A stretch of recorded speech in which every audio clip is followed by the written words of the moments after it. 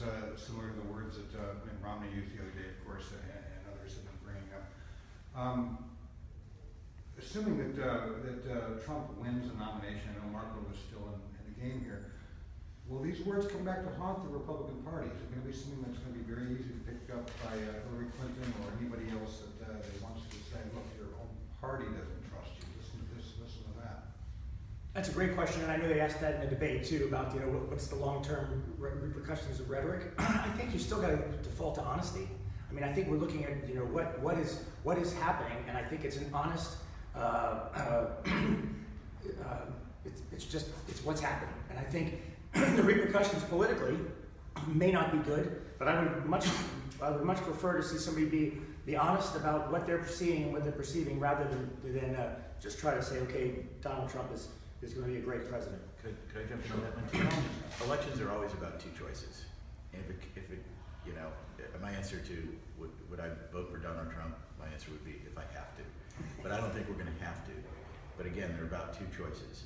If we have a choice, I'm going to call a con man here this morning, or we have a choice between who I believe to be a criminal, Hillary Clinton, that has such a long history of deception. I would say she makes Donald Trump look like a Sunday school teacher.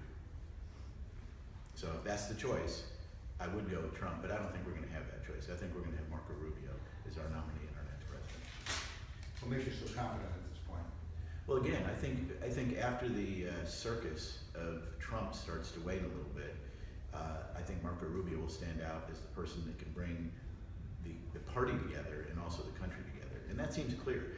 Donald Trump will be a divisive leader. He's actually got elements of Barack Obama in dividing people for political gain.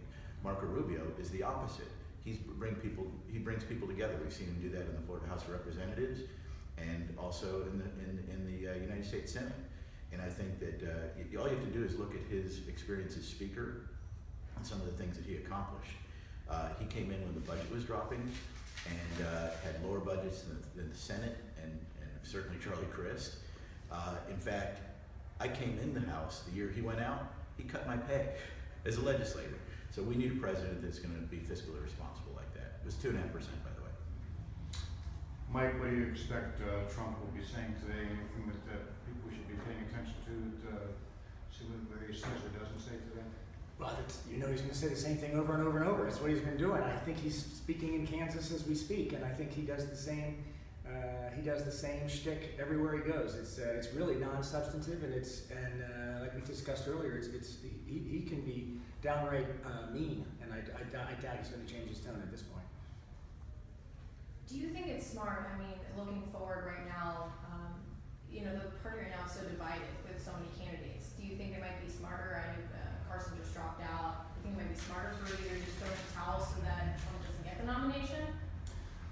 Well, remember, more than 65% of the people have not voted for Trump. So there's still a lot of people out there trying to figure out who would be the best nominee, and a lot of them obviously haven't taken Trump yet. So I'm still a believer, as Representative Plakin just said, that Marco is one of the few people, because they're whittling down, that can actually unite people and actually can get our party, whether you want to call it establishment or non-establishment. I think he's the kind of guy that can bring all sides together and then be an effective leader.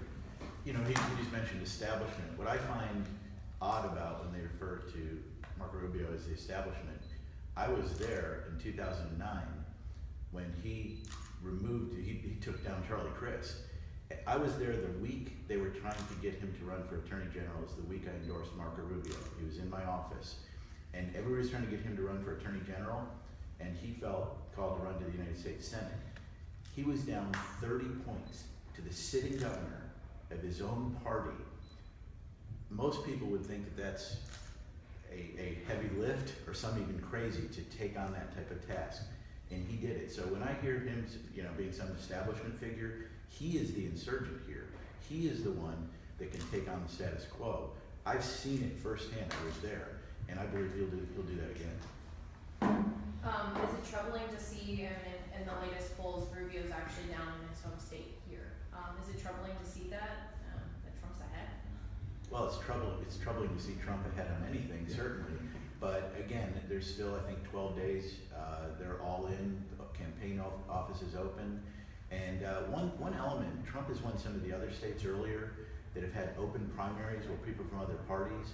Here in Florida, only Republicans can vote. And I think that Republicans, when they look at the choices here, that they'll choose Marco. At the end of the day, probably gonna come down to the wire. So I hope everybody gets out and vote, but I don't think we want a con man as our nominee.